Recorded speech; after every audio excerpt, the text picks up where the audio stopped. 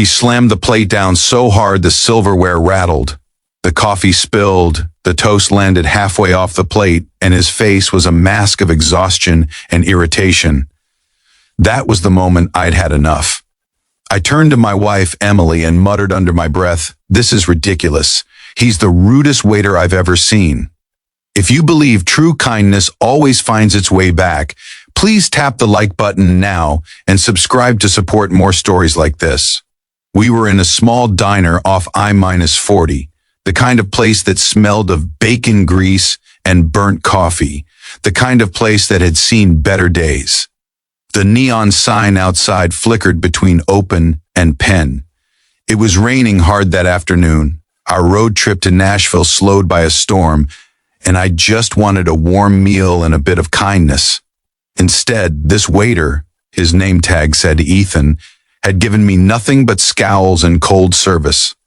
When I asked for a refill, he ignored me. When Emily asked for extra napkins, he sighed loud enough for the whole diner to hear. By the time he brought the check, my patience was gone.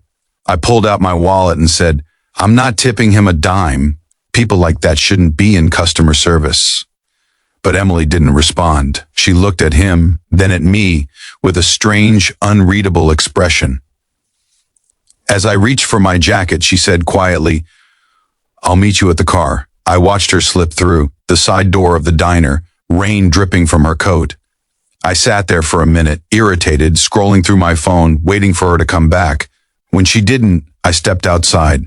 That's when I saw her, standing in the back alley, under the buzzing glow of a single light, talking to Ethan. He looked broken. His uniform shirt was stained, his hands were shaking, and my wife, my gentle, kind Emily, had her hand on his arm, tears in her eyes. Later, she told me what she saw. When she followed him out, she'd found him behind the dumpster, sitting on a milk crate, his face buried in his hands. He wasn't rude. He was falling apart. His wife had died of cancer just 3 weeks earlier. The diner was short-staffed, and he was working double shifts to keep their house. His 6-year-old daughter was at home with a neighbor, crying herself to sleep every night because she wanted her mom. He hadn't meant to snap. He was just trying to survive. Emily said she'd listened, barely breathing as he talked, his words pouring out like someone who hadn't spoken to a friend in months. "I'm sorry if I came off rude," he told her. I'm trying not to lose everything she built." He pulled a crumpled photo from his apron pocket, a woman with long brown hair and a little girl sitting on her lap. "I promised my daughter I'd keep us together," he whispered. Emily came back to the car drenched, her hands trembling as she gripped my arm. "David," she said softly, "we can't just leave."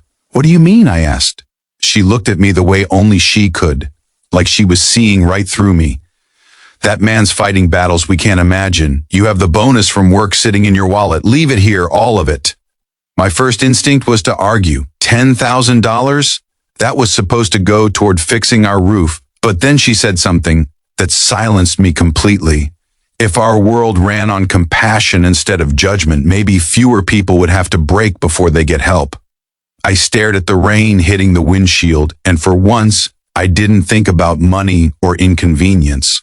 I thought about Ethan's shaking hands, his photo, his daughter waiting at home. Without another word, I took out the envelope, my entire work bonus, and placed it inside the check holder. When Ethan came back to clear the table, he froze. His eyes widened as he saw the envelope, the bills peeking out, and the note Emily had written on a napkin. "You are seen.